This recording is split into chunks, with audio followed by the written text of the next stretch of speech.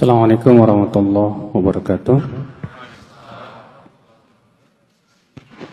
Innal hamdalillah nahmaduhu wa nasta'inuhu wa nastaghfiruh wa na'udzu billahi min shururi anfusina wa min sayyiati a'malina.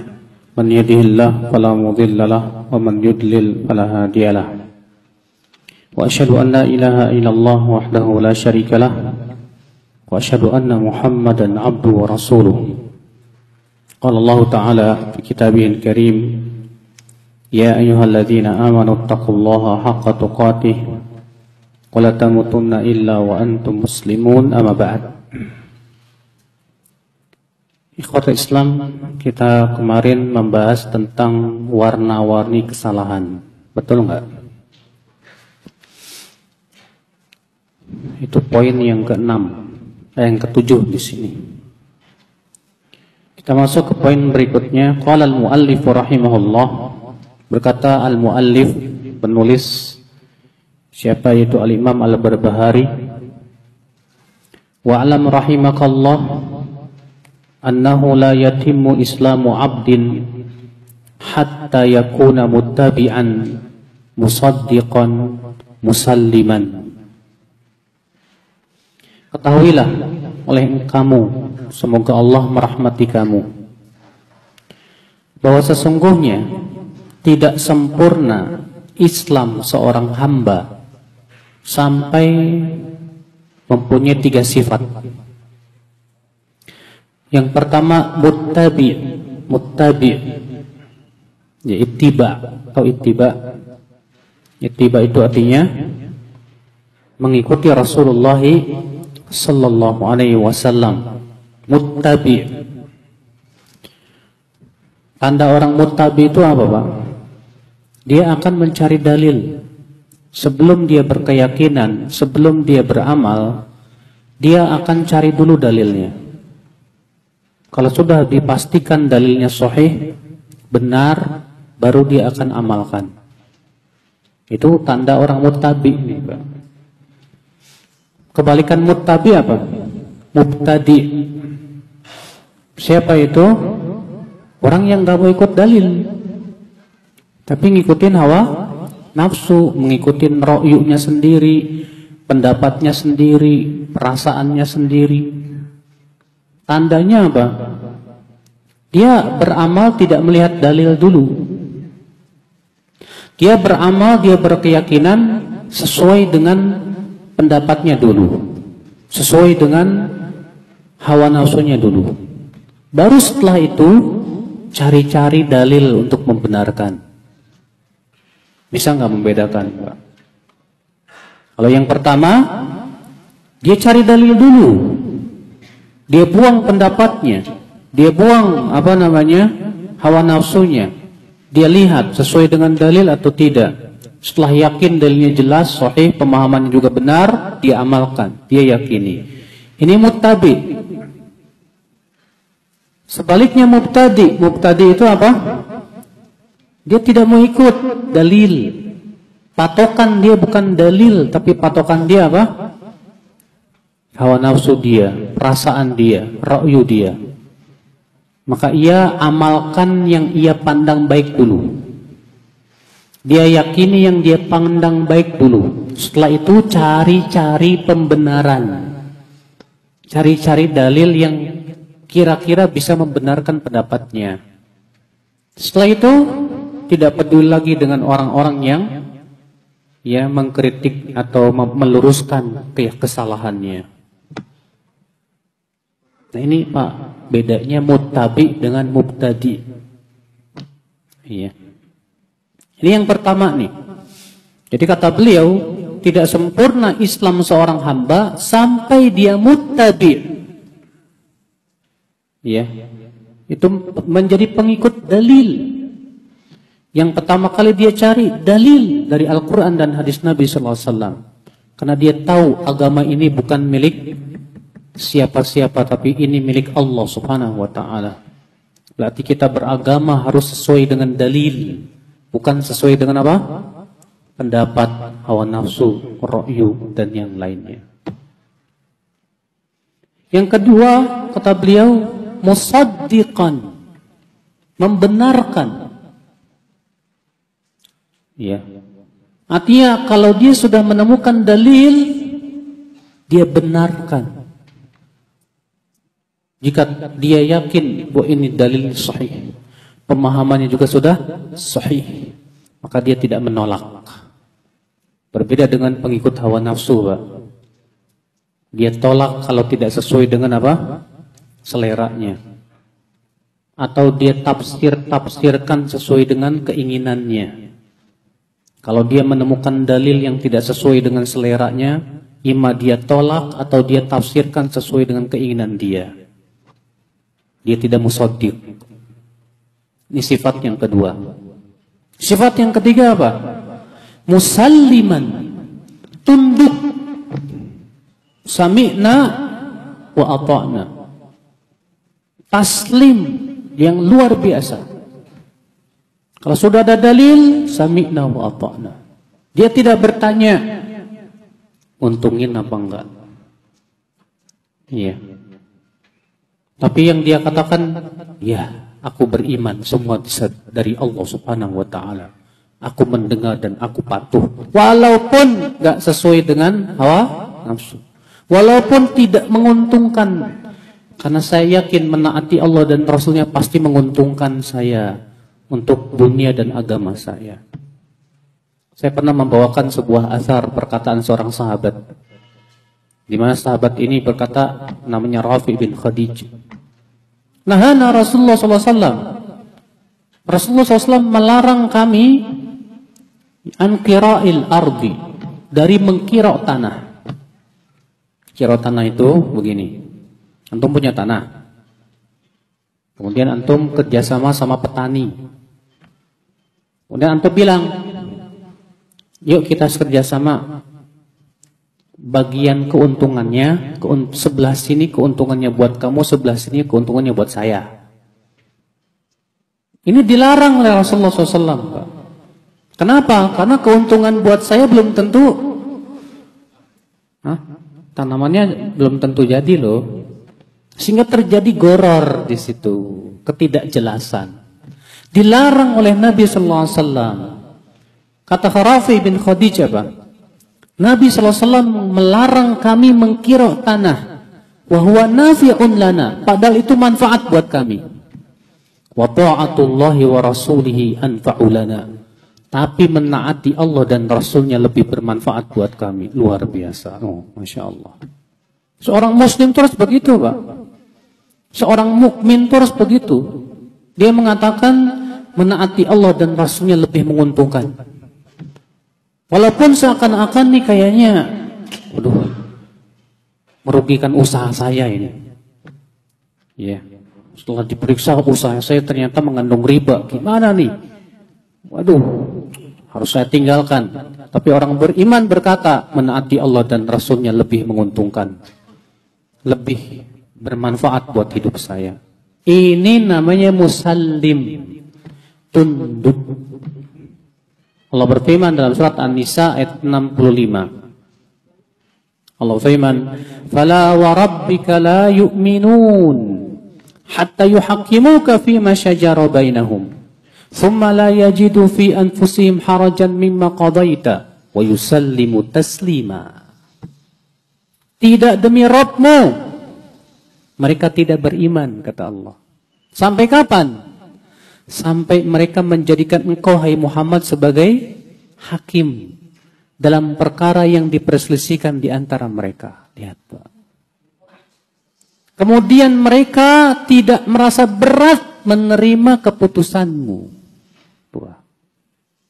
Dan mereka taslim dengan sebenar-benarnya taslim. 3. Ini dalilnya. Surat apa tadi, Pak? An-Nisa ayat 65. Sampai Allah bersumpah, tidak demi Rabbmu, mereka tidak beriman. Sampai kapan? Sampai memenuhi 3 syarat tadi. Mereka tidak beriman, artinya tidak sempurna iman mereka.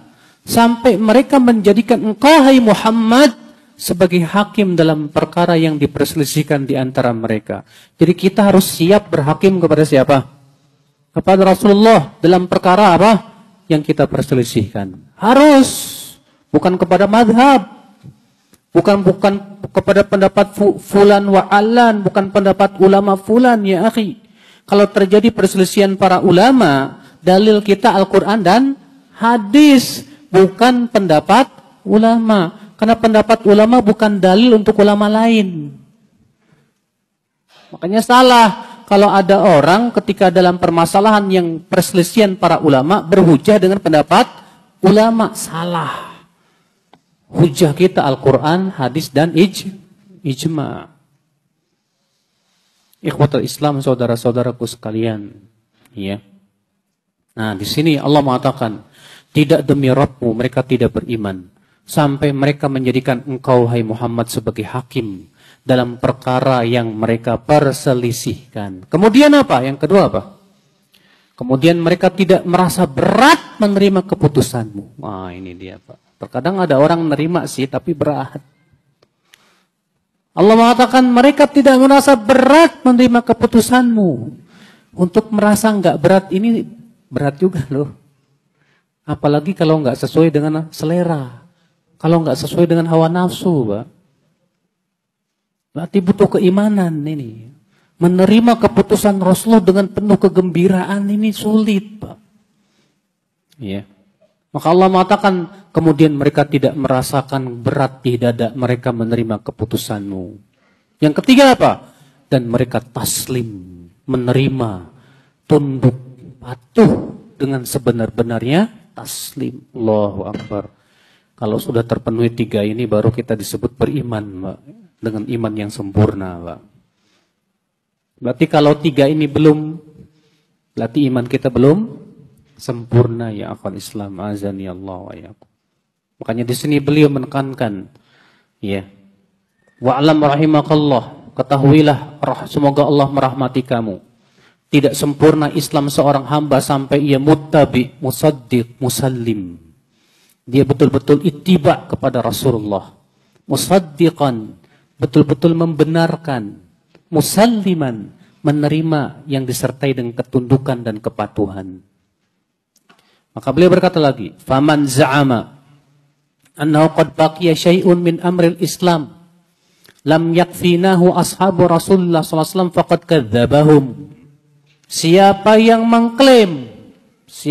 mengklaim bahwa masih tersisa dari urusan Islam ini yang belum dicukupi oleh para sahabat Rasulullah SAW, berarti ia sudah mendustakan para sahabat. Subhanallah, manhaj agung sekali, Pak. Beliau mengatakan apa? Siapa yang mengklaim masih ada tersisa perkara yang belum dicukupi oleh para sahabat Rasulullah SAW dari pokok-pokok agama ini, ya, berarti dia sudah mendustakan para sahabat. Karena para sahabat sudah menyampaikan ini, Pak, kepada kita semuanya. Berbeda dengan orang Syiah. Orang Syiah mengatakan para sahabat kafir, murtad. Para sahabat menyembunyikan apa yang Rasulullah sampaikan kepada kita. Adapun Ahlussunnah wal Jamaah mengatakan para sahabat adil semuanya. Kenapa? Karena Allah sendiri yang memuji para sahabat.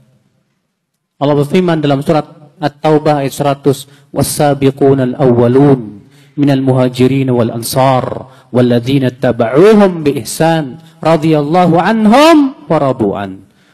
Dan orang-orang yang pertama kali masuk Islam dari kalangan muhajirin dan ansar, dan orang-orang yang mengikuti mereka di sini siapa?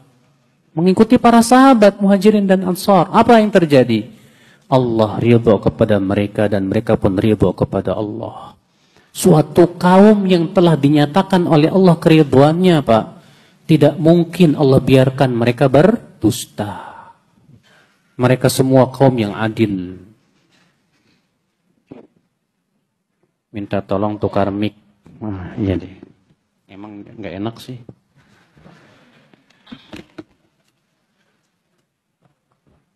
Tes.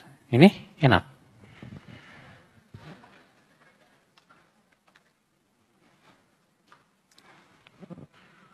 Kita lanjutkan saudara-saudaraku sekalian. Wa kafa bihadza furqatan wa ta'nan alaihim. Dan cukuplah ini akan ya menimbulkan perpecahan. Jadi timbulnya perpecahan itu kapan, Pak? Ketika tidak mau mengikuti para sahabat. Ya. Ketika para sahabat tidak lagi dijadikan sebagai rujukan dalam akidah, dalam hukum, dalam muamalah, dalam din, dalam memahami Al-Quran dan hadis, pasti terjadi perpecahan. Di zaman sahabat muncul Khawarij tidak? Orang Khawarij mengikuti pemahaman sahabat tidak? Tidak. Orang Khawarij tidak ada satupun yang mengikuti pemahaman para sahabat Rasulullah SAW. Saya sudah ceritakan kepada antum tentang kisah dialog Ibnu Abbas dengan orang Khawarij. Apa kata Ibnu Abbas? Ji'tukum min indi ashabi Rasulillah. Aku datang kepada kalian dari sisi para sahabat Rasulullah SAW. Wa alaihim unzilal Qur'an. Wahum a'lamun nasibih. Dan kepada para sahabat Al-Quran turun. Dan mereka manusia yang paling tahu tentang Al-Quran. Dan aku tidak melihat di antara kalian ada yang pernah menjadi sahabat Rasulullah SAW. Makanya orang Khawarij nggak mau ngikutin para sahabat. Nggak mau mengikuti pemahaman para sahabat. Hasilnya apa? Sesat, menyesatkan. Makanya di awal buku ini kita sudah pernah bahas, Pak. Perkataan Imam Al-Barbahari. Di mana beliau berkata, "Faman lam ya'khudh anhum faqad dhalla wabtada." Siapa yang tidak mau mengambil dari para sahabat, dia pasti sesat dan berbuat bid'ah. Pasti itu, Pak. Makanya di antara sebab munculnya perpecahan itu apa? Nggak mau ikut sahabat. Ya sih, rujuk Al-Quran hadis benar. Tapi pemahaman sahabatnya dibuang. Mengandalkan pemahaman apa? Otaknya sendiri. Orang Khawarij merujuk Al-Quran dan hadis tidak? Ya, saya sudah bawakan di sini, di majelis ini, Pak. Hadis Nabi SAW dalam riwayat Muslim. Rasulullah bersabda mensifati orang Khawarij. Apa kata Rasulullah? Yaquluna min qawli khairil bariyah. Yaqra'una al-Quran la yujawizu taraqiyahum. Yamrukuna minad din kama yamrukus sahmu minar ramiyah. Tuh lihat. Mereka membawakan sabda-sabda Rasulullah. Mereka membaca Al-Quran tapi tidak sampai ke kerongkongan mereka. Mereka melesat dari agama seperti melesatnya panah dari buruannya. Kok padahal mereka yang mereka bawakan Al-Quran, hadis. Tapi kok bisa sesat dan melesat dari apa? Dari din. Jawabannya satu. Karena mengandalkan pemahaman sendiri. Selesai. Tidak mau melihat bagaimana pemahaman para sahabat di zaman itu. Bahkan mereka malah mengkafirkan Ali, mengkafirkan Muawiyah, mengkafirkan orang-orang yang membela Ali dan Muawiyah. Gak mau. Ketika Ibnu Abbas datang saja, mereka tidak mau menjawab salamnya Ibnu Abbas. Kenapa? Karena mereka punya keyakinan Ibnu Abbas kafir. Kalau sahabat tidak lagi dianggap oleh mereka sebagai ulama, siapa yang diulamakan, Pak? Pasti yang sesuai dengan selera dan hawa nafsu mereka. Bahaya. Allah musta'an wa alaihi tikran. Makanya beliau di sini mengatakan, wa kafa bihadza furqatan wa ta'nan alaihim. Cukuplah hal seperti ini akan menimbulkan perpecahan dan sebagai tikaman untuk para sahabat Rasulullah SAW. Fahuwa mubtadi'un dhalun mudil. Orang yang punya keyakinan bahwa para sahabat ya tidak mencukupkan kita dalam agama ini, maksudnya ada sesuatu yang masih disembunyikan oleh para sahabat, dia telah sesat dan menyesatkan. Muhdithun fil islami ma laysa min. Dia telah mengada-ngada sesuatu yang bukan berasal dari Islam. Ini pembahasan sudah pernah kita bahas di poin yang pertama. Jadi saya tidak akan mengulanginya lagi secara mendetail tentang wajibnya rujuk kepada pemahaman para sahabat, karena sudah saya bahas. Kita masuk ke poin 9.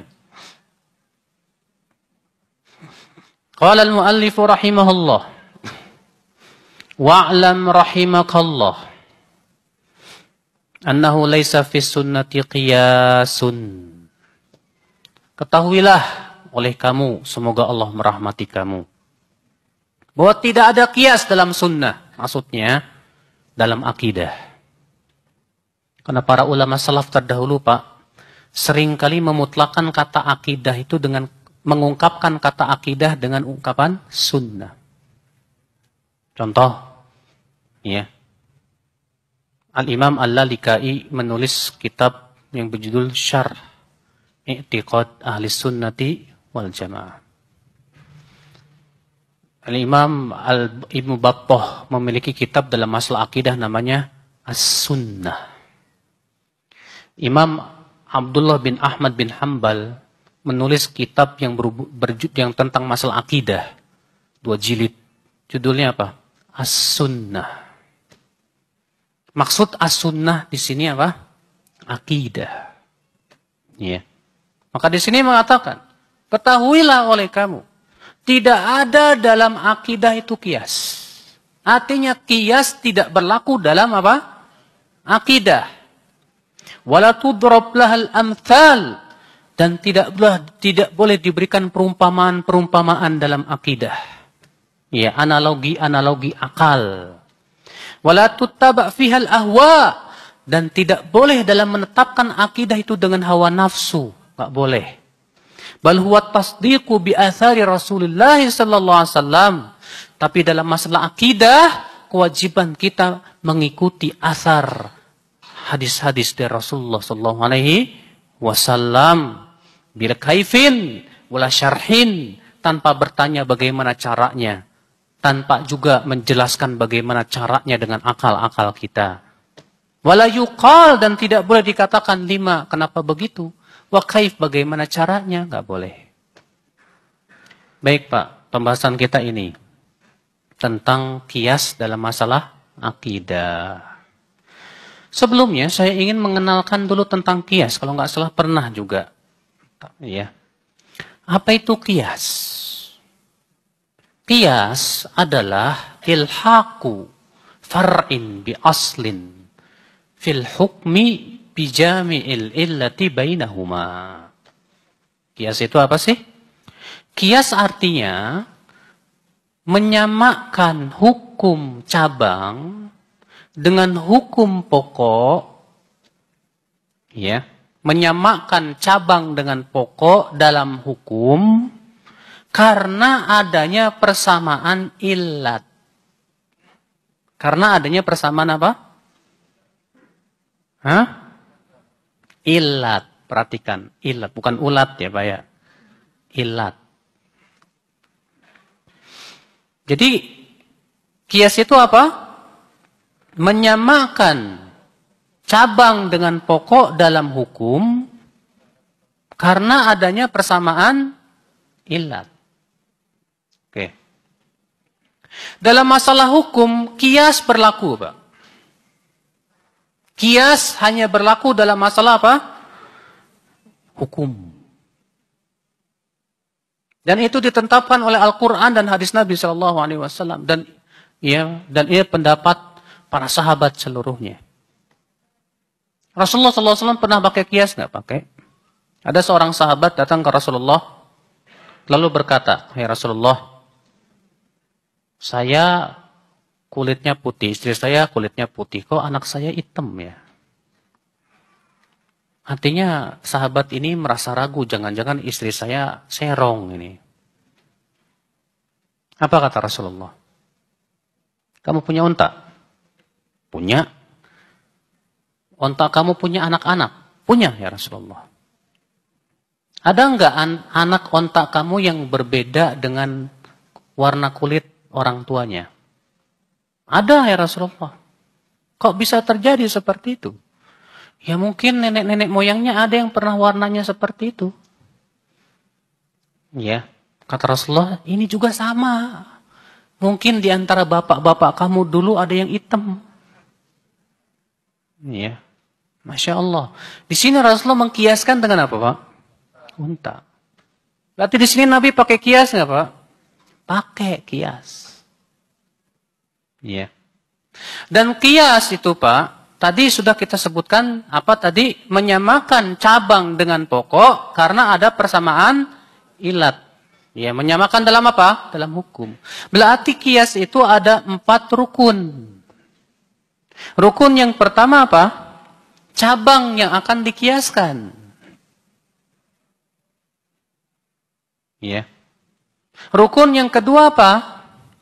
Pokok yang menjadi dasar kias. Rukun yang kedua apa? Pokok yang akan menjadi dasar kias. Rukun yang ketiga, hukum. Entah itu wajib, atau sunnah, atau mubah, atau makruh, atau haram. Apa? Hukum yang merupakan 5 hukum itu, apakah wajib atau sunnah? Kita kan tujuan kias itu untuk mengetahui hukumnya apa. Ya hukum akhir, pasti. Ya. Artinya hukum yang ada pada cabang. Paham tidak? Hukum yang akan kita kiaskan itu. Nanti kita akan berikan contoh ya, biar jelas ya. Rukun yang kelima lagi. Yang keempat, adanya ilat. Adanya persamaan ilat. Apa sih ilat? Ilat itu didefinisikan oleh para ahli usul fikih wasfun zahirun mundhabitun ghairu mulghan. Sifat yang tampak dan tetap dan tidak ditolak oleh syariat. Sifat yang apa? Yang tampak dan tetap dan tidak ditolak oleh syariat. Contoh misalnya, dengerin, jangan tidur ya.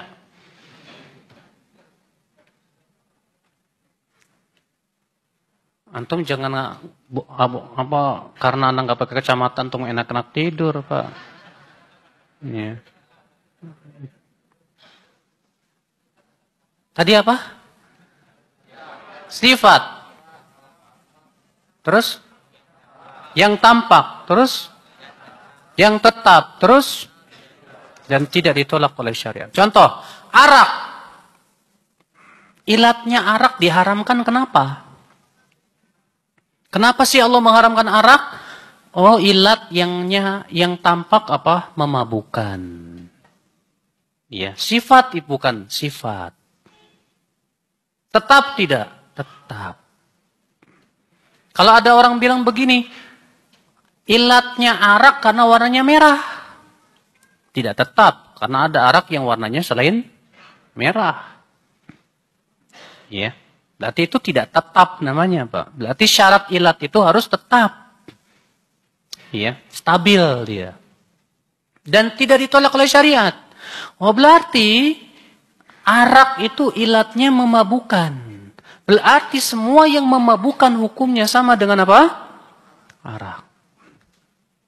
Sekarang kita cari deh. Ada nggak dalil dalam Al-Quran dan hadis tentang narkoba, Pak? Ada? Gak ada. Ya. Maka orang yang suka narkobaan bilang, mana dalilnya Al-Quran dan hadis? Gak ada. Gak ada narkoba. Ya. Kita katakan maaf mas, narkoba itu merusak akal tidak? Memabukkan tidak? Karena mabuk itu menghilangkan akal, hakikatnya. Narkoba menghilangkan akal tidak? Ya. Berarti ilatnya sama tidak? Sama, hukumnya sama tidak? Sama. Berarti narkoba ini cabang. Ya. Yang menjadi pokok yang akan kita jadikan dalilnya apa? Arak. Karena itu yang ditunjukkan oleh dalil. Ilatnya sama, sama-sama memabukkan. Hukumnya sama, sama. Apa hukumnya? Haram. Ada enggak dalilnya rokok haram? Memang ada dalam Al-Quran rokok haram gitu? Nggak ada. Nggak ada. Dalam hadis ada Nabi mengatakan rokok haram. Emang di zaman Nabi udah ada rokok? Masalahnya nggak ada. Kalau di zaman Nabi ada sih jelas ada, Pak. Masalahnya di zaman Nabi nggak ada rokok. Rokok itu baru muncul di zaman belakangan nih. Berarti untuk menghukumi rokok butuh kias. Kita harus cari pokoknya, dalilnya dulu apa. Ternyata Allah Subhanahu wa taala menyebutkan dalam Al-Qur'an apa? Yas'alunaka 'anil khamri wal maisir qul fihima itsmun kabiru wa manafi'u lin-nasi wa itsmuhuma akbaru min naf'ihima. Mereka bertanya kepadamu tentang arak dan judi. Katakan, pada arak dan judi itu terdapat dosa dan terdapat manfaat-manfaat untuk manusia. Tapi dosanya lebih besar daripada manfaatnya. Artinya, kalau mudorotnya jauh lebih besar daripada manfaatnya, hukumnya gak boleh. Sekarang, rokok manfaatnya lebih besar apa mudorotnya? Bahkan, rokok gak ada manfaatnya sama sekali, Mas. Kalau arak, tabib-tabib Cina masih pakai arak tuh, Pak. Buat pengobatan. Tapi nggak ada tabib Cina pengobatan pakai rokok. Nggak ada. Memang rokok 0% manfaatnya. Isinya semua mudorot. Lebih berat diharamkan. Cuma masalahnya yang berfatwanya ngudut juga, Pak. Nggak bakalan haram. Ikhwata Islam, azani Allah wa iyyakum. Ya. Nah ini saudara-saudaraku, inilah yang disebut dengan kias. Dan kias ini Pak, kata para ulama, kata Imam Syafi'i, itu seperti bangke. Kok seperti bangke? Selama masih ada makanan yang halal, gak boleh makan bangke. Tapi kalau sudah tidak ada makanan yang halal, terpaksa makan bangke. Demikian pula kias. Selama masih ada dalil dari Al-Quran dan hadis, nggak boleh pakai kias. Tapi kalau sudah tidak ada dalil lagi, nas. Misal kita sedang bahas masalah yang baru muncul di zaman sekarang ini, nggak ada di zaman Rasulullah SAW. Dalam Al-Quran dan hadis pun nggak ada nasnya. Berarti mau tidak mau kita harus mencari apa? Yang ditunjukkan oleh dalil ya yang ilatnya sama dengan permasalahan yang sedang terjadi di zaman sekarang. Kita lihat ilatnya sama apa enggak. Contohnya fulus, tahu daun fulus? Ya. Duit. Itu satu-satunya daun yang bikin hijau mata itu daun fulus, Mas. Antum pernah enggak pergi ke Money Changer? Apa itu? Money changer. Tukar duit nih, ya. Anda punya duit rupiah mau beli real, mau umroh. Secara hukum gimana itu? Money changer kan nggak ada di zaman Nabi. Tapi subhanallah para ulama membahas dengan kias. Dicari dalilnya. Oh ternyata Nabi mengatakan apa? Adzahab bidzahab. Wal fiddah bil fiddah. Ya. Emas dengan emas. Artinya kalau kita beli 1 gram emas harus dibayar dengan 1 gram emas lagi. Nggak boleh apa? Beda. Perak dengan perak. Artinya kalau kita beli 1 gram perak harus dibayar dengan 1 gram perak lagi. Kata Nabi apa? Fa idza ikhtalafat hadhil ajnas. Kalau jenisnya ini berbeda, misalnya kita beli perak dengan emas atau emas dengan perak, fabi'u kaifa syi'tum, silahkan dengan adanya perbedaan. Misalnya kita beli 1 gram emas dengan 10 gram perak misalnya. Gak apa-apa. Idza kanat yadan biadin, kalau dibayarnya pada waktu itu juga, bukan tempo. Berarti kita lihat, oh uang ini sama dengan emas dan perak, sama-sama harga. Berarti ada perbedaan antara dolar dengan rupiah misalnya. Kita mau beli rupiah pakai dolar atau beli dolar pakai rupiah. Berarti sama dengan membeli emas dengan atau perak dengan emas. Boleh berbeda nilainya? Boleh. Tapi harus dibayar pada waktu itu juga. Oh, ini dia kias. Paham nggak Pak kias, Pak? Iya. Dari sisi apa? Oh, udah terpenuhi itu rukun-rukunnya. Ilatnya sama. Ya. Tapi kalau ilatnya berbeda, maka kiasnya batil. Contoh yang kiasnya berbeda apa? Setiap kias yang bertabrakan dengan dalil, itu disebut dengan kias yang batil, Pak. Imam Abu Hanifah, saya pernah berikan contoh kepada antum juga ini. Imam Abu Hanifah mengatakan, wanita yang sudah balik, boleh menikahkan dirinya tanpa wali dan 2 saksi. Jadi kalau ada cewek datang ke antum, akhi, ana senang sama antum, nikah yuk. Wali anti, udah, nggak usah, kata Abu Hanifah, nggak perlu wali, nggak perlu saksi. Udah langsung akad aja, bismillah, saya terima ini, udah nikah, tahu-tahu aja sah. Selesai. Kata Abu Hanifah apa? Karena ini dikiaskan dengan akad jual beli. Karena wanita jual beli nggak harus pakai wali dan 2 saksi. Apa bedanya jual beli ini dengan akad ini? Sama-sama akad kok. Tapi kata jumhur, oh maaf, kias Anda bertabrakan dengan dalil. Nabi bersabda, ayyuma mra'atin nakahat bi ghairi idzni waliha fanikahuha batilun batil. Wanita mana saja yang menikah dengan tanpa izin walinya, nikahnya batil, kata Rasulullah. Bagaimana akan kita terima kias ini kok bertabrakan dengan dalil? Setiap kias yang bertabrakan dengan dalil, batil. Iya. Ikhwatul Islam, azani Allah wa iyyakum.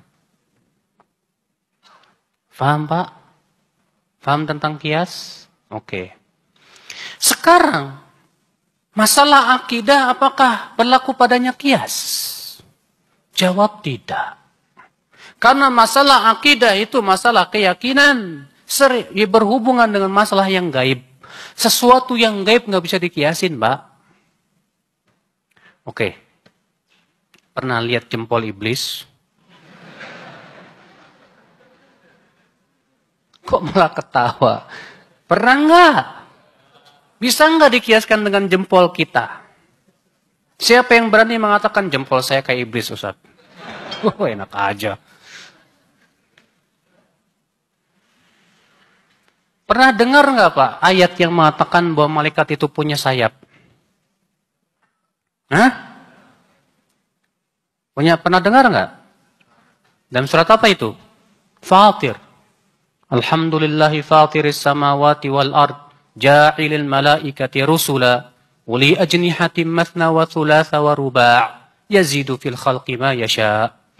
Segala puji bagi Allah yang telah menciptakan langit dan bumi dan menjadikan para malaikat sebagai utusan-utusan yang memiliki sayap. Ada yang memiliki sayap 2, 3, 4, dan Allah tambahkan apa yang Allah kehendaki. Dari apa? Dari sayapnya yang Allah kehendaki.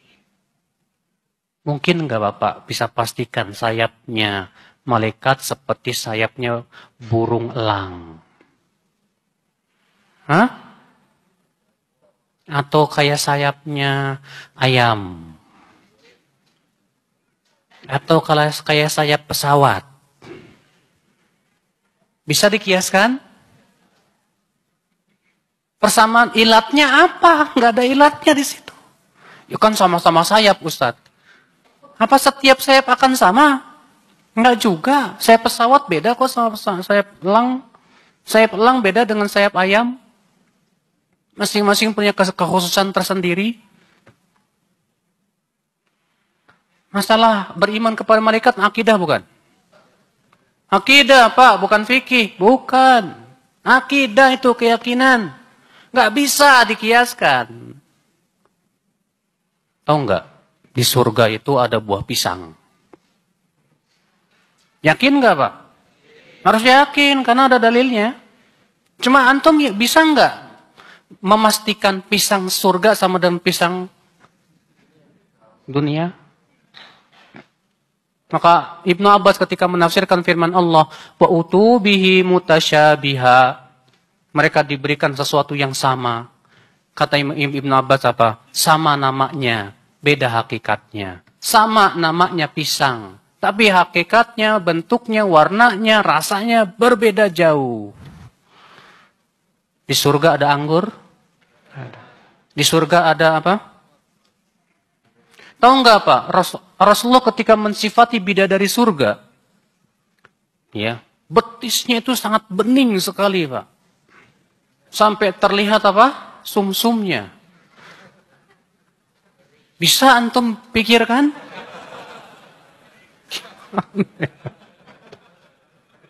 Butuh Pak.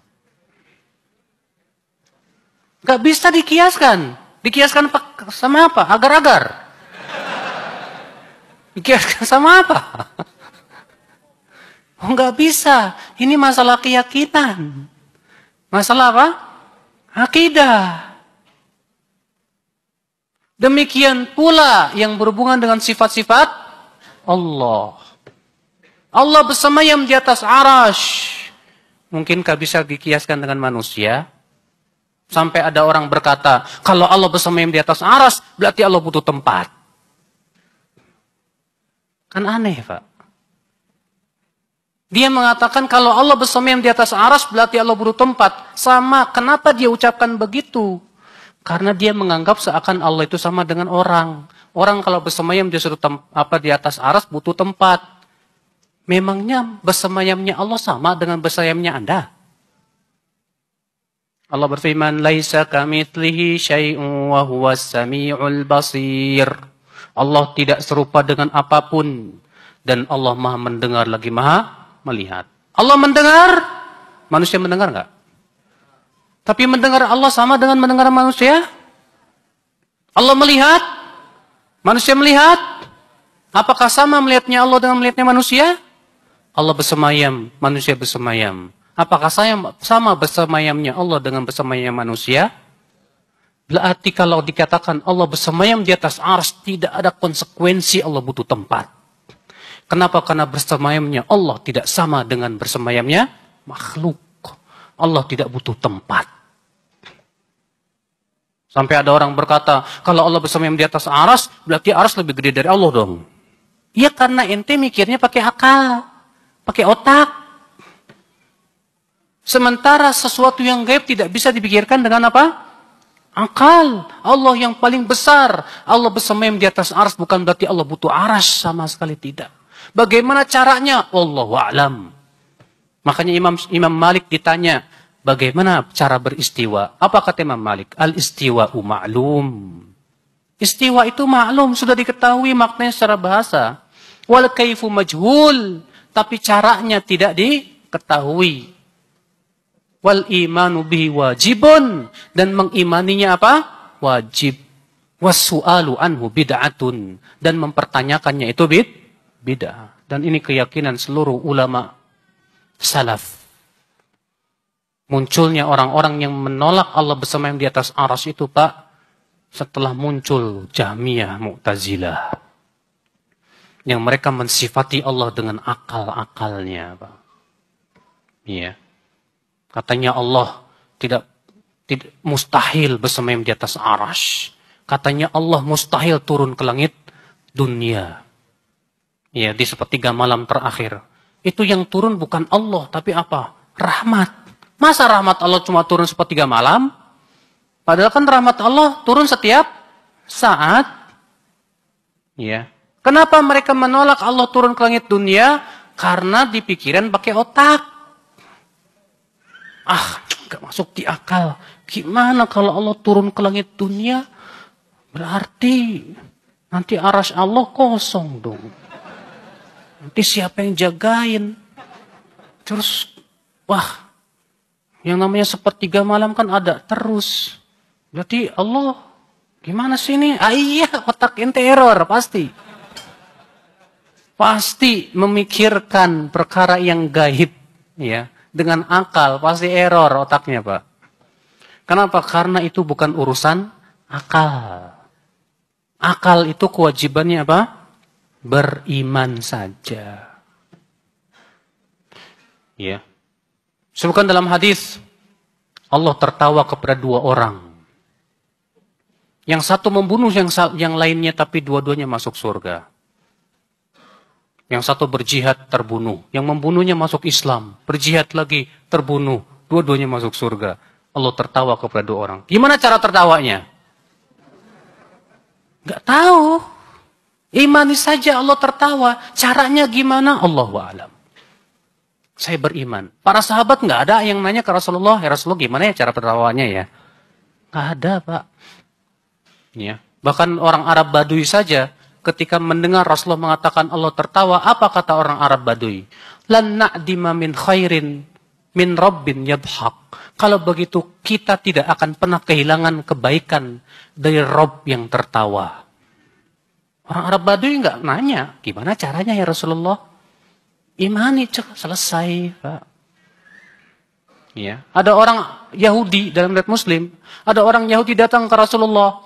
Hai Rasulullah, hai Muhammad, kami mendapatkan dalam Taurat bahwa nanti di hari kiamat Allah akan menyimpan air di satu jari, tanah di satu jari, pepohonan di satu jari.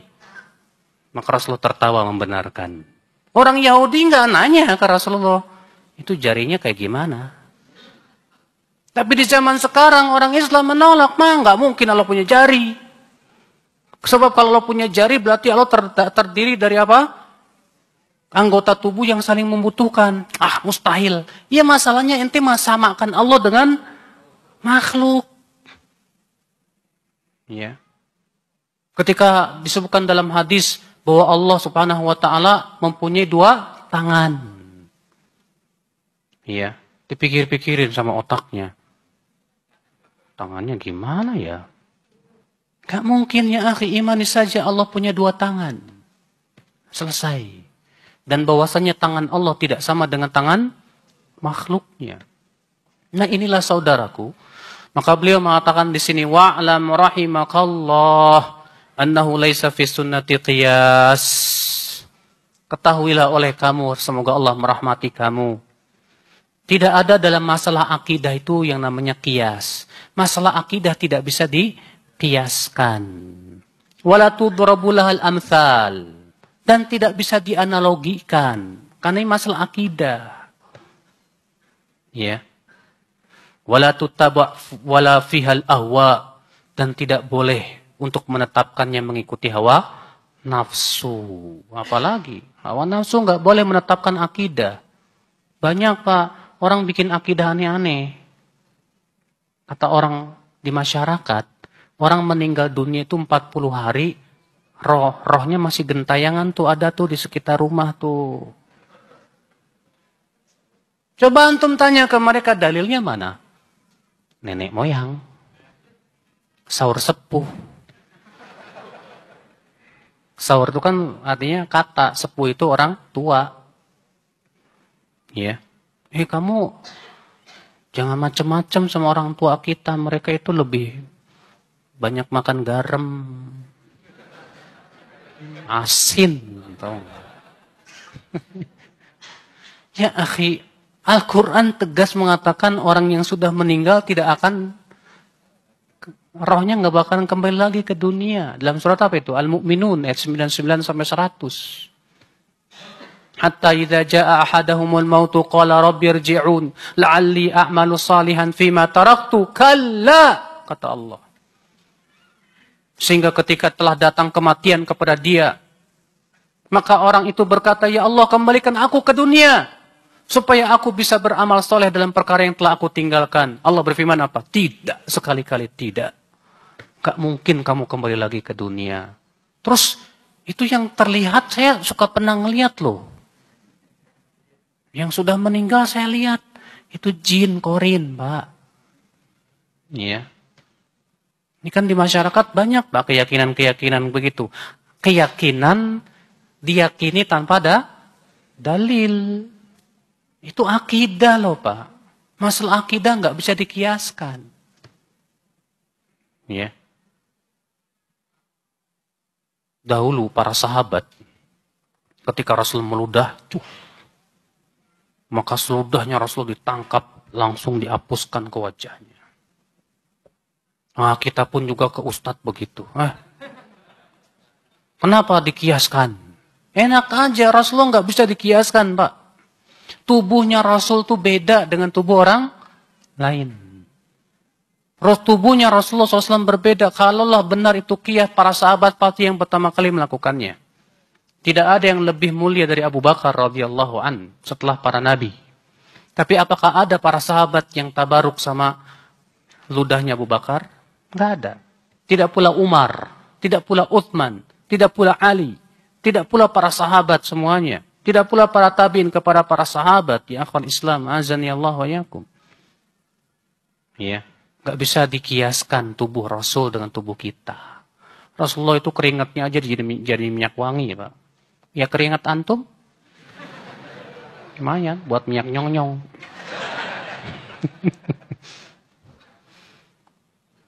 Ikhwatul Islam. Nah ini, jadi kata beliau, dalam menetapkan akidah tidak boleh mengikuti hawa nafsu. Tidak boleh ditetapkan oleh pendapat dan ra'yu. Tidak boleh. Tidak boleh ditetapkan oleh nenek moyang, bukan. Tapi apa? Bal huwa tasdiqu bi athari Rasulillah sallallahu alaihi wasallam. Akan tetapi harus ditetapkan oleh apa? Dalil dari Rasulullah sallallahu alaihi wasallam. Yang Rasulullah kabarkan, imani udah jelas. Imani udah, nggak usah ditolak pakai akal-akal kita, Pak. Ya. Rasulullah SAW mengabarkan bahwa ada seekor ayam yang Allah ciptakan sangat besar. Sampai-sampai kata Rasulullah, qad maraqat rijlahul ard, kakinya menembus bumi dan kepalanya merunduk di bawah arsy. Ada orang berkata, kok saya nggak pernah ngelihat kaki yang menembus bumi? Kita katakan itu makhluk gaib. Rasulullah sudah mengabarkan, imani saja, selesai. Masalah akidah hanya butuh keimanan. Akal sering tidak mampu untuk apa? Mencerna. Adab kubur bisa dicerna oleh kita? Gak bisa. Jangan jauh-jauh, Pak. Yang ada dalam tubuh kita saja kita sulit untuk mencernanya. Apa itu? Roh. Pernah antum lihat roh? Kalau ada orang sakaratul maut, antum lihat tutu-tutu. Keluar tutu, warnanya apa tuh? Pernah lihat? Warnanya apa? Bentuknya apa? Gak kelihatan. Roh saja sulit kita untuk apa? Ya, menjawabnya dengan akal kita. Makanya orang-orang Yahudi datang ke Rasulullah dan bertanya tentang roh. Allah turunkan ayatnya, yas'alunaka 'anir ruh. Qulir ruhu min amri rabbi. Mereka bertanya kepada engkau Muhammad tentang ruh. Katakan kepada mereka, urusan roh itu urusan Tuhanku. Wa ma utitum minal ilmi illa qalila. Kalian tidaklah diberikan ilmu kecuali sedikit saja. Artinya kewajiban kalian imani. Gak usah dipikir-pikir. Paham mas sama sini mas? Jadi kias dalam masalah akidah berlaku gak? Tidak. Maka kalau ada orang yang mengkias-kiaskan Allah dengan makhluknya, super batil. Ya. Karena Allah tidak bisa disamakan dengan makhluknya. Baik, saya tidak ingin berlama-lama, kita buka tanya jawab saja. Udah banyak yang mulai menguap, Pak.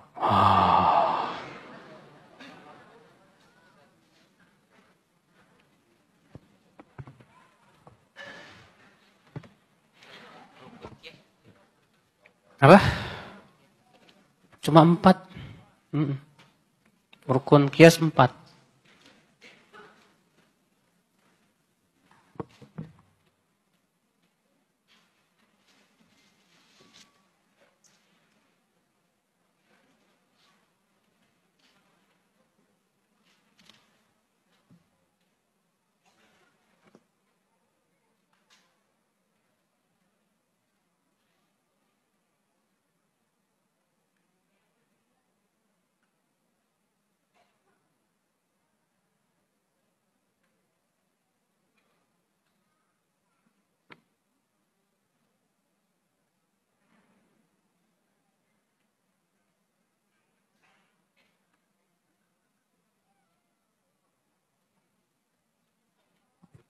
Iya. Kita buka tanya jawab.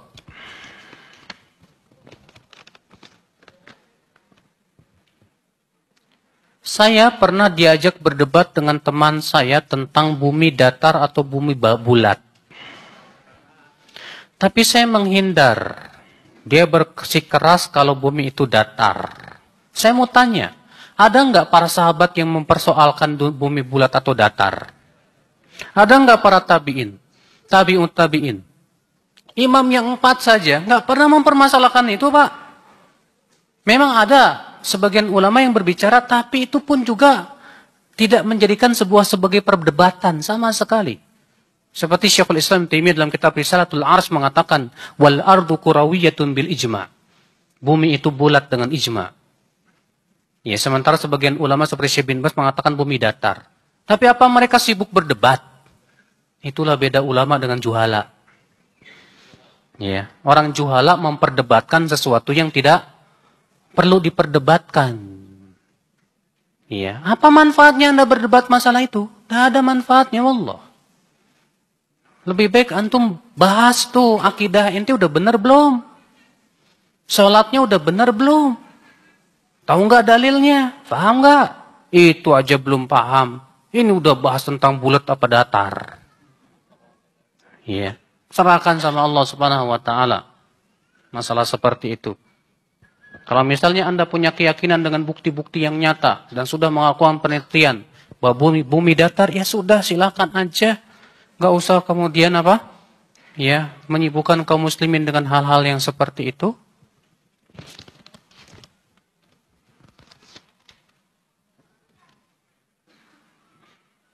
Bagaimana seseorang bekerja di sebuah konveksi pakaian muslim namun pakaian yang dibuat adalah sirwal dan jubah namun isbal. Walaupun ukurannya kecil. Saya pernah bertanya kepada supervisornya, ternyata betul karena apabila ukuran S di sini bisa jadi ukuran L kalau di konveksi lain. Bagaimana hukumnya? Nggak masalah, Pak. Karena yang namanya ukuran orang juga beda-beda. Sekarang kalau misalnya perusahaan mau bikin ukuran sama dengan orang, susah amat. Jadi setiap orang diukurin satu-satu, yang setiap lewat diukurin gitu. Ya, ukuran standar aja, standarnya begini, begini, begini. Antum beli kepanjangan tinggal potong, selesai. Iya kan? Hah? Penjual nggak bertanggung jawab, penjual hanya sebatas sesuai dengan ukuran standar, selesai. Tapi kalau bisa di situ, kasih tulisin. Kalau melebihi mata kaki, potonglah. Ajib. Ya. Tapi nggak ada kayaknya ya. Hah? Tali dibon ya? Katanya nih, kata siapa nih, kata wallahu a'lam. Dalam sholat biar khusyuk caranya menghadirkan Allah dan membayangkan Allah. Ya Allah. Ya terus membayangkan Allah gimana, Pak? Mana mungkin kita bisa membayangkan Allah? Membayangkan Allah itu pasti akan hasilnya sesat. Allah akan terbayang oleh akal kita sama dengan kita. Sama dengan makhluk, haram. Ya. Jadi caranya gimana dong Ustadz supaya kita bisa khusyuk? Antum ketika mulai sholat mengucapkan apa? Takbiratul ihram, Allahu Akbar. Kalau antum pahami tentang hakikat takbir, sebetul itulah kunci khusyuk. Ketika hati antum membesarkan Allah, mengagungkan Allah, dan Allah menjadi sesuatu yang paling besar di hati antum, antum pasti khusyuk. Tapi ketika hati antum kurang membesarkan Allah, kurang mengagungkan Allah, saya yakin Anda tidak akan bisa khusyuk. Makanya kekhusyuan itu mengikuti apa? Pengagungan hatinya kepada Allah. Yang kedua, berusaha untuk memahami bacaan-bacaan yang kita baca. Kita mentadaburinya, menyelaminya. Ya.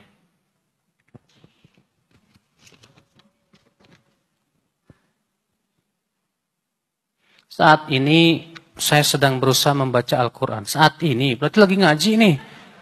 Baca Quran. Nggak dengerin dong. 1 juz setiap hari. Masya Allah. Alhamdulillah. Semoga diberikan istiqomah. Yang ingin saya tanyakan, mana yang lebih utama? Mengulang-ulang khatam Al-Quran tapi tidak faham? Atau membaca Al-Quran beserta arti bahkan tafsirnya? tapi butuh waktu untuk menghatamkannya. Taib. Boleh saya tanya, antum menghatam Quran, membaca 1 juz dalam 1 hari itu berapa jam? Ya, coba antum ukur sendiri. Saya membaca 1 hari 1 juz, misalnya 1 jam. Oke. Waktu luang antum cuma 1 jam itu aja? Atau masih ada waktu luang yang lain? Jangan Anda anggap, karena saya sudah 1 juz, selesai. Jangan begitu. Kalau waktu luang antum 4 jam, berarti antum harus bisa bagi 2 jam untuk baca Quran, 1 juz misalnya. Sisanya untuk baca tafsir. Walaupun cuma 1 ayat, baca aja. Kan bisa digabungkan. Bisa sebetulnya, asal kita mau bagi waktu. Kalau kita gabungkan, itu jauh lebih utama. Lebih baik insya Allah. Ya.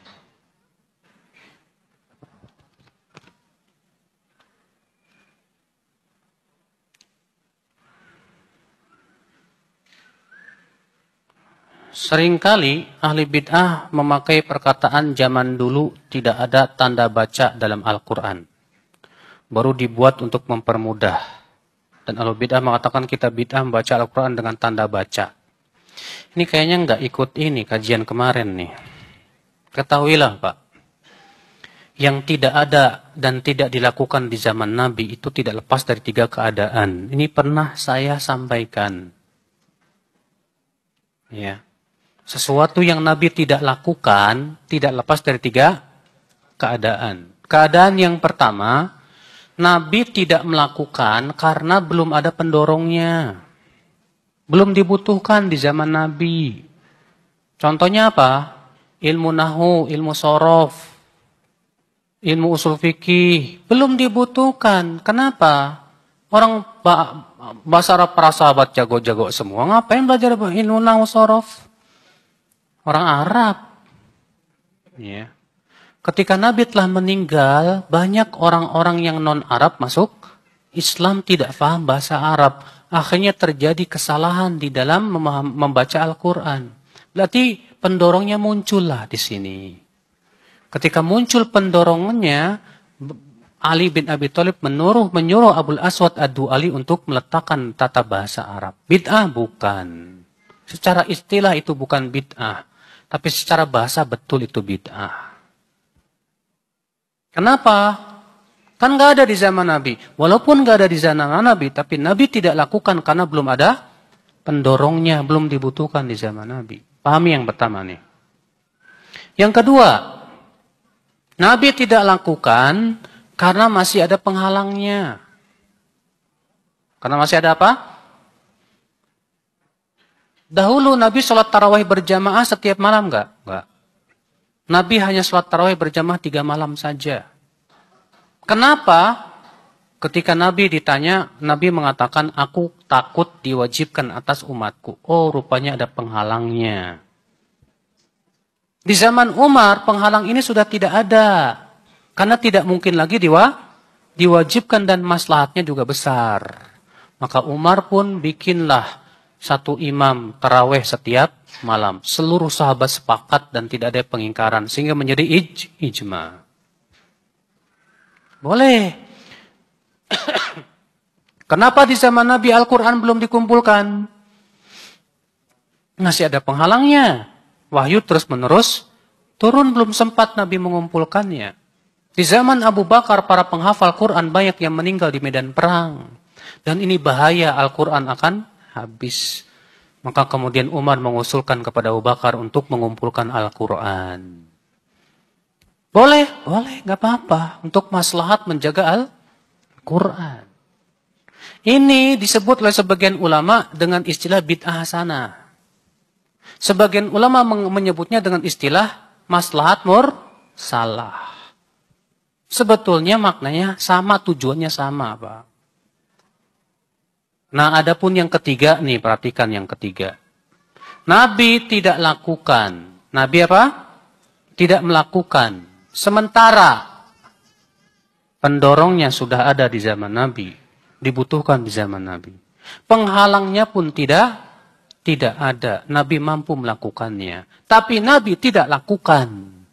Itu artinya memang pensyariatan. Artinya itu tidak boleh dilakukan. Contoh. Seorang sahabat berkata, Nabi sholat Idul Fitri dan Idul Adha tanpa adzan dan tanpa qomat. Sementara adzan dan qomat di zaman Nabi dibutuhkan tidak? Dibutuhkan. Ada pendorongnya? Ya, untuk mengumpulkan orang. Ada penghalangnya? Tidak ada penghalangnya di zaman Nabi. Tapi Nabi tetap tidak lakukan. Berarti disyariatkan tidak? Tidak disyariatkan. Maka kalau di zaman sekarang ada orang bikin adzan dan qomat untuk sholat Idul Fitri dan Idul Adha, saya katakan bid'ah. Ya. Paham tidak, Pak? Sekarang, Nabi mampu enggak dan para sahabatnya merayakan kelahirannya? Sangat mampu. Dibutuhkan, kata orang, ya di zaman sekarang kebutuhannya apa? Untuk mengenang, mengenang Nabi. Emang para sahabat enggak butuh mengenang Nabi? Ketika Rasulullah wafat, emang para sahabat tidak butuh mengenang Rasulullah? Baik. Penghalangnya ada? Tidak ada, mampu tidak? Pendorongnya sudah ada di zaman sahabat? Cinta Rasulullah. Siapa yang lebih cinta kepada Rasulullah daripada Anda? Daripada kita? Kita atau dengan para sahabat? Tapi kenapa para sahabat tidak melakukan? Sementara pendorongnya sudah ada. Penghalangnya pun tidak. Mereka mampu melakukannya. Tapi mereka tetap tidak melakukan. Itu menunjukkan tidak disyariatkan. Tidak pula para tabi'in. Tidak pula imam yang 4, ternyata baru muncul pada tahun 362, itu pun yang pertama kali melakukannya orang Syiah, Banu Fatimiyah. Ikhwatul Islam, azani Allah wa iyyakum. Paham ini? Jadi, ya, kalau ada orang berkata, itu kamu baca Quran dengan harokat bid'ah. Kita katakan maaf, akhi. Kita kembalikan tadi kepada kaidah-kaidah tadi. Kenapa di zaman Nabi belum ada? Karena masih ada penghalangnya. Al-Quran belum dibukukan karena memang terus-menerus wahyu turun. Tapi ketika muncul, paham tidak? Pendorongnya dan maslahatnya besar. Makanya Pak, itu yang diinginkan oleh Imam Syafi'i maksud daripada bid'atun mahmudatun. Bid'ah yang terpuji. Mereka yang mengatakan adanya bid'ah hasanah selalu berhujah dengan perkataan Imam Syafi'i. Imam Syafi'i berkata apa? Al-bid'atu bid'atan. Bid'ah ada dua macam. Bid'ah yang terpuji dan bid'ah yang tercela. Tapi lihat prakteknya Imam Syafi'i.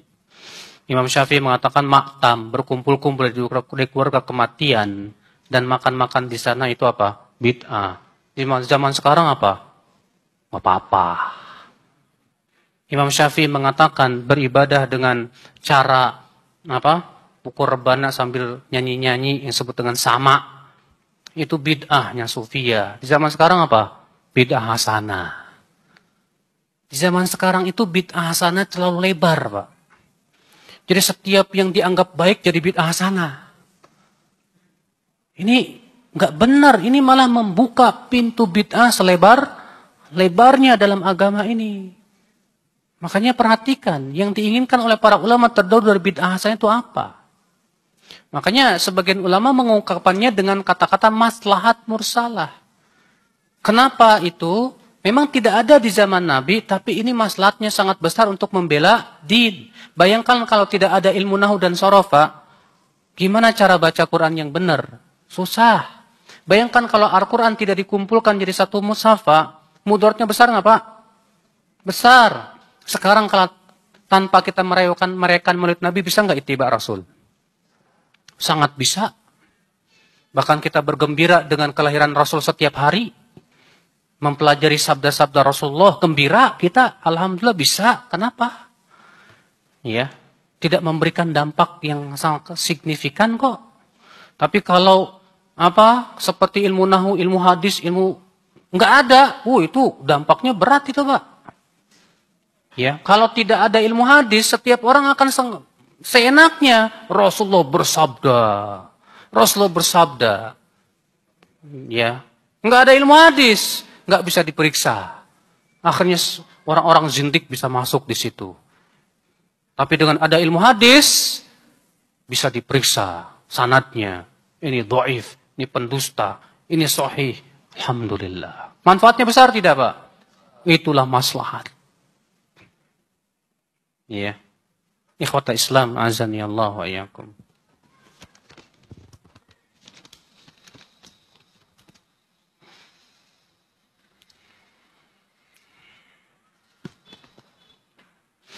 Hukum KB. KB kalau maksudnya keluarga besar bagus, Pak. Karena memang Nabi SAW menganjurkan kita banyak anak. Nabi bersabda, tazawwaju al-wadud al-walud, fa inni mukatsirum bikumul umam. Nikahilah wanita-wanita yang banyak cintanya kepada suami dan banyak anaknya. Maksudnya subur peranakannya. Karena aku akan berbangga dengan banyaknya umat pada hari kiamat. Ya akhi, banyaknya anak membuat Rasulullah bangga. Itu saja sudah sangat cukup menunjukkan akan keutamaan banyak anak. Ya. Oh nanti kalau kamu anak-anaknya banyak, nanti kamu ngasih rezekinya gimana? Allah berfirman apa? Nahnu narzukukum wa iyyahum. Kami yang memberikan rezeki kepada kamu dan mereka, bukan kamu. Nggak usah khawatir, Allah yang ngasih rezeki, Mas. Kenapa harus takut? Kenapa harus khawatir? Emak saya anaknya 18, saya anak ke-16, Pak. Hidup semua, alhamdulillah. Kakek saya anaknya 21, istrinya 2. Masya Allah, hidup semua. Orang-orang zaman dahulu tawakalnya lebih kuat, Pak, daripada zaman sekarang. Zaman sekarang, gara-gara ada asuransi kesehatan, asuransi ini, asuransi, jadi akhirnya nggak pede. Aduh, nggak ada jaminan lagi di hari tua. Tawakalnya nggak ada lagi, lemah. Ya.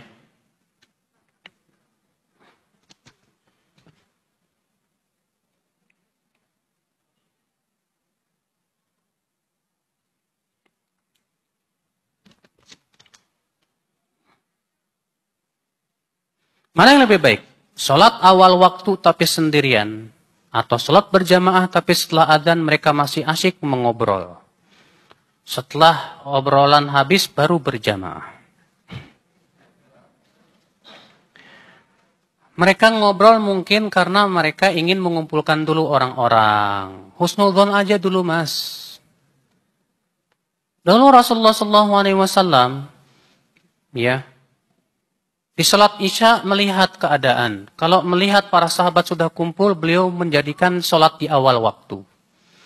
Kalau beliau melihat sahabat para terlambat, beliau menjadikan di akhir waktu. Memang salat Isya yang paling utama di akhir waktu.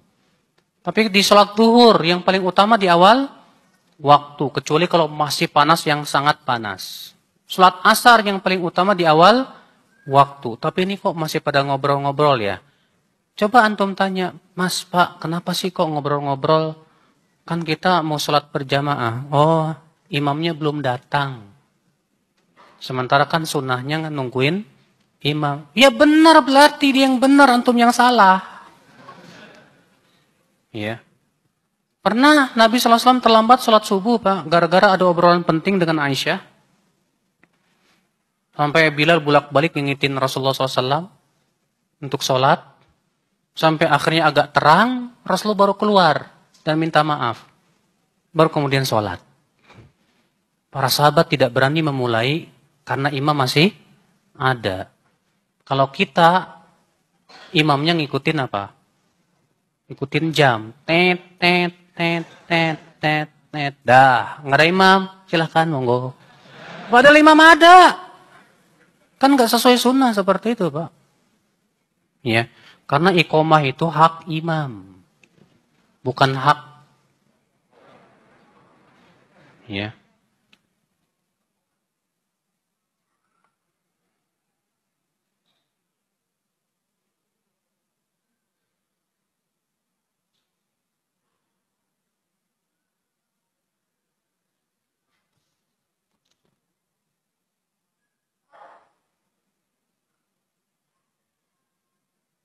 Bagaimana pendapat Ustadz mengenai orang yang suka ikut kajian sunnah, tapi juga selain kajian sunnah diikuti? Ya mungkin dia masih bingung kali, masih lagi nyari-nyari, ya, untuk meyakinkan mana sih di antara kebenaran itu. Cumanya Pak, yang saya merasa heran dengan sebagian orang penuntut ilmu itu punya prinsip begini, ambil baiknya, buang buruknya. Saya katakan, Anda sudah bisa membedakan baik buruk? Ilmu Anda setinggi apa? Sehingga Anda yakin ini baik, ini buruk. Hati-hati Pak. Tahu tidak Imran bin Hattan? Imran bin Hattan itu tadinya Ahlussunnah Pak. Terkena syubhat Khawarij. Banyak juga ulama-ulama terdahulu yang tadinya sunnah, gara-gara mendengar duduk di majelisnya orang-orang ahli bid'ah berubah akidahnya. Itu yang sudah kuat ilmunya Pak. Apalagi antum yang Arba'in Nawawiyah aja nggak apal-apal. Ya, nggak bisa ya akhi. Kalau ada orang berkata undur maqal wala tandur man qal. Lihat yang diucapkan, jangan dilihat yang siapa yang mengucapkannya. Betul kalau yang diucapkannya yakin itu benar. Kalau ada setan dan iblis berkata kepada Anda, jangan berzina. Terima? Hah? Kalau iblis ngomong ke antum, jangan berzina, terima nggak? Terima ya, emang dilarang zina kok. Dengerin. Rasulullah SAW pernah menugaskan Abu Hurairah menunggu makanan zakat fitrah. Malam itu datang pencuri. Ditangkap oleh Abu Hurairah. Apa kata pencuri? Abu Hurairah, saya miskin. Saya banyak anak. Kasihani saya. Dilepaskan Abu Hurairah. Di pagi harinya Rasulullah negur. Abu Hurairah, apa yang kamu lakukan dengan tawananmu tadi malam? Dia mengeluhkan kemiskinan Rasulullah. Aku kasihan. Jaga lagi, malam itu datang lagi. Ditangkap lagi oleh Abu Hurairah. Mengeluh lagi. Kasihan Abu Hurairah, dilepaskan. Di pagi harinya Rasulullah menegur lagi. Rasulullah bersabda, nanti malam dia akan datang lagi. Abu Hurairah kembali menunggu lagi Pak. Benar datang, ditangkap oleh Abu Hurairah. Abu Hurairah berkata, kali ini aku tidak akan melepaskan kamu. Apa kata dia? Maukah aku ajarkan kepada kamu suatu bacaan Abu Hurairah? Kalau kamu baca sebelum tidur, kamu akan dilindungi dari setan sampai subuh. Mau? Apa itu? Baca ayat kursi sebelum tidur. Kamu akan dilindungi dari setan sampai subuh. Dilepaskan oleh Abu Hurairah. Sebagai rasa terima kasihnya. Di pagi harinya lapor ke Rasulullah. Apa kata Rasulullah? Apa yang kamu lakukan? Dia mengajarkan saya begini ya Rasulullah. Saya baca ayat kursi sebelum tidur, saya akan terlindungi dari setan sampai pagi. Apa kata Rasulullah? Shadaqaka wa huwa kadhub. Kali ini dia benar, walaupun tukang dusta. Tahu nggak kamu Abu Hurairah, siapa yang 3 malam betul-betul datang itu? Tahu nggak siapa? Kata Abu Hurairah apa? Enggak, itu setan. Yang datang 3 malam itu setan. Yang diucapkan oleh setan benar. Rasulullah mengatakan apa? Kali ini dia benar, walaupun tukang dusta. Tapi apakah Rasulullah berkata kepada Abu Hurairah, kamu nuntut ilmu sama setan sono? Akhi, menerima kebenaran dari siapa saja betul, tapi untuk menuntut ilmu, duduk di majelis ilmu seseorang, tidak boleh sembarangan, Mas. Seluruh ulama sepakat tidak boleh duduk di majelis orang yang pemikirannya apa? Menyesatkan. Berdasarkan surat ya An-Nisa ayat surat An-Nisa ayat berapa ya? 44 apa ya? Yang Allah berfirman,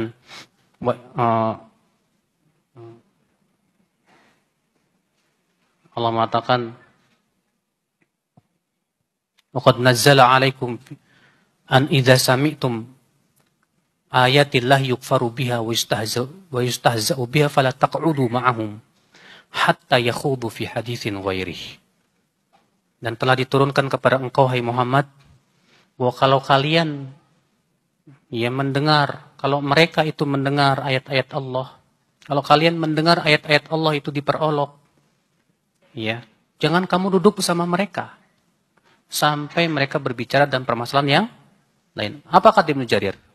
Ayat ini dalil tidak bolehnya kita duduk di majelis yang dibicarakan padanya kebatilan dalam berbagai macam jenisnya. Baik itu syirik, bid'ah, maupun yang lainnya. Tidak boleh. Ya. Maka demikian pula para ulama. Imam Ahmad pernah Pak melewati majelis taklimnya orang Mu'tazilah. Imam Ahmad. Kemudian Imam Ahmad menyuruh anaknya menutup apa? Telinga. Dan Imam Ahmad juga menutup telinga. Kata Imam Ahmad apa? Hai anakku, hati kita lemah sementara syubhat itu menyambar-nyambar. Sementara kita apa Pak? Penasaran gue, pengen dengar. Benar juga ya. Imam Ahmad hafal 1 juta hadis. Melewati majelis Mu'tazilah tutup telinga. Antum malah 1 hadis hafal. Tapi telinganya dibuka ke semua pengajian. Hanya sebatas alasan apa? Nuntut ilmu dari siapa saja. Ini kaidah dari mana Pak? Muhammad bin Sirin berkata apa? Inna hadal ilma dinun fanzuru amman ta'khuduna dinakum. Sesungguhnya ilmu ini adalah agama. Lihat dari siapa kalian mengambil agama kalian. Sebelumnya Rasulullah bersabda, Inna min asyratis sa'ah an yultamasal ilmu indal asagir. Di antara tanda hari kiamat, ilmu diambil dari al-asagir. Siapa al-asagir? Kata Ibnu Mubarak, dia perawi hadis itu. Al-asagir itu ahli bid'ah. Orang-orang yang menyimpang. Orang-orang yang menyimpang nggak boleh diambil ilmunya, Pak. Cuma masalahnya, Pak, kita ini bukan pencari keselamatan, tapi pencari fitnah masalahnya. Kalau kita mencari keselamatan, kita akan berhati-hati. Ya.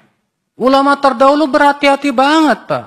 Kami, kata mereka, kalau ingin mengambil hadis dari seseorang, kami duduk dulu dua bulan memperhatikan orang tersebut. Bagaimana siapa orang tersebut, bagaimana akidahnya, dari mana dia menuntut ilmu, kepada siapa dia mengambil ilmu, bagaimana dia ke ilmu hafalannya dan yang lainnya. Sampai sudah diyakini dia seorang yang betul-betul bagus, benar, baru mereka duduk di majelisnya. Kalau kita, enggak. Yang penting lagi terkenal, nah. Yang penting lagi booming, nah. Lagi naik daun, walaupun daunnya daun kelor, nah. Lah, kalau begitu manhaj antum cara menuntut ilmu bahaya, Pak. Ya, antum akan terombang-ambing dalam lautan syubhat. Manhaj antum tidak akan kokoh. Antum bahkan jadi kebingungan. Sahih, wallah. Iya. Oke, saya tidak bisa lama-lama ya, akhi. Hanya bisa sampai jam 11. Karena sudah ada janji. Ditungguin sama permaisuri. Kalau permaisuri yang ngomong mah beda. Billahi taufiq, subhanakallah bihamdik, syahadu an la ilaha illa anta, astaghfiruka wa atubu ilaik. Assalamualaikum warahmatullahi wabarakatuh.